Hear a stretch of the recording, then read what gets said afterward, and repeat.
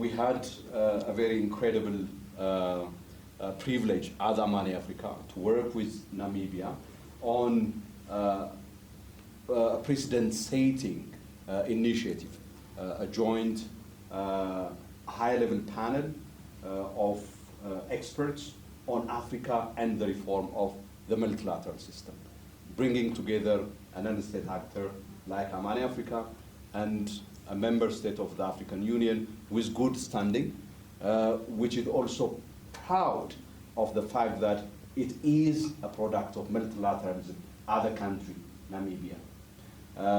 And this brought together experts, scholars, diplomats, and policy makers from across the continent, representing different regions as well as generations and genders, which were very critical considerations for that process. And what we tried to do was basically to ask the question, how do we, as independent African experts, support the role of member states, whose role is at the core of the negotiation that's happening in the context of the Summit of the Future, in advancing the affirmation of the importance, the credible importance of multilateralism for Africa. And for Africa, I think multilateralism is not really a luxury. It is a necessity. When multilateralism functions well, African countries can be able to work effectively with others in the international community for advancing the various policy areas of concern for people of the continent. When multilateralism is in decline, in fragmentation and paralysis and failing to deliver, it is here on the African continent, among other parts of the world, where we feel the consequences of that fragmentation, that ineffectiveness of the multilateral system. Hence, us taking that initiative.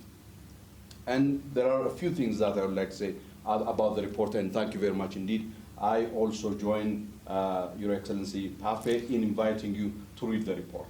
The report is titled Africa and the Reform of the Multilateral System, the Summit of the Future and Beyond. And as you said, it is an independent contribution.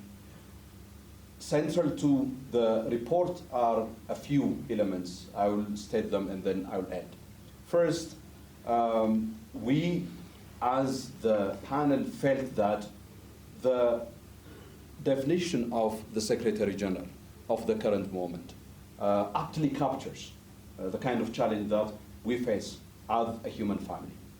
And that is the framing of breakdown or breakthrough. And another framing was reform or rapture. Yeah. We used that as a hook in order to engage in the analysis of what the challenge that we are facing is. And we thought, methodologically speaking, that if we don't get the diagnosis of the problem right, then we wouldn't be able to provide the kind of proposals that would be befitting the nature of the problem that we are facing. And this is one of the important contributions to our mind of the report. And in this respect, it identifies that, yes, at this point in time, the multilateral system is in very deep crisis. And it is a result of many developments, some of which you already mentioned, including by quoting the Secretary General. But there are two aspects to this. One is the structural dimension of the crisis. The other one is the nature of the multilateral system and the emerging new challenge that the world has been confronted with, including climate change, new technology, and the problems that new technology poses, and the shift in the power structure and relations of the world. These are some of the new developments. But from a global South and African perspective, there were also structural flaws in the system as well, which is a very important consideration in terms of thinking about and understanding why there is so much clamor from the side of Africa and the global south about the need for taking the voice of this part of the world seriously and reflecting it in the reform process. One of that manifestation is, for example, the exclusion of Africa from permanent membership in the UN Security Council. It is emblematic of this structural flaw in the system. But it's not limited just to the peace and security dimension of the global order. It gets reflected in other areas, including the financial institutions. The other, I think, most important contribution of the report is it defines what it calls the irreducible minimum principles from an African perspective that need to anchor and guide the process of the reform of the multilateral system. And these principles are drawn, actually, and are embedded in multilateralism itself, including the UN Charter.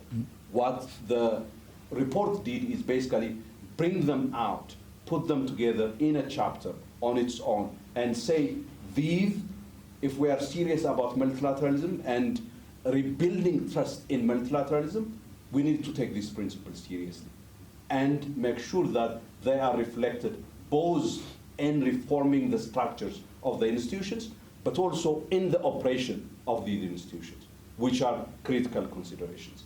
And questions of reform or representation, in the view of the report, is not limited, for example, to what you may consider to be the decision-making, a seat at the decision-making table. It goes beyond that. I think how those institutions operate needs also to change, culturally speaking, and in so many other ways, but also the bureaucracy of those institutions. I think our contribution is also unique in that sense, that it looks at not just, for example, a seat at the UN Security Council table, but it goes beyond and says, if you don't also have some kind of engagement and meaningful presence in the bureaucracy, you wouldn't really make that much of an impact. So that is really the other side of the equation. And of course, we have also covered issues relating to climate change, future generations, extremely important for Africa in particular, given the fact that this is the youngest continent in the world. Moving into the future as well, it will remain to be the youngest continent in the world. These are some of the key highlights of the report. And once again, thank you very much for the opportunity and for the recognition, and for all of you for the collaboration that you have extended to us at Amani Africa. Thank you to Namibia once again.